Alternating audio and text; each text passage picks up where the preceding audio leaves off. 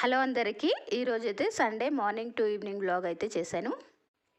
రోజు 5:00కే లేస్తాం కదా, కనీసం సండే వచ్చిన రోజైనా 7:00 వరకు పడుకుందామని అనిపిస్తుంది. కానీ పిల్లలకు బ్రేక్ఫాస్ట్ అవి చేయాలనేసి ఇంకా 6:00కే లేసాను.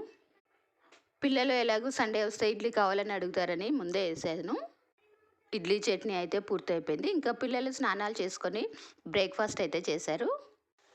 ఈరోజు కొంచెం నెమ్మదిగానే చేశాను.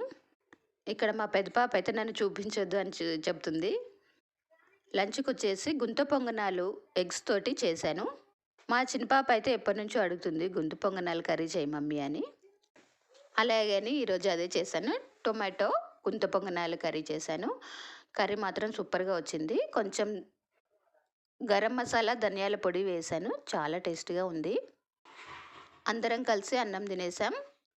ఇంకా కొద్దిసేపు అయితే రెస్ట్ తీసుకొని సాయంత్రం దోశలకి వేశాను. బియ్యం మినపప్పుతో పాటు శనగపప్పు పెసరపప్పు కూడా వేశాను. ఇది ఎప్పుడు మిక్సీలో వేస్తానో కూడా నాకు తెలియదు. డిన్నర్కి లివర్ ఫ్రై చపాతీ గుంత పొంగనాలు అయితే చేసుకున్నాం.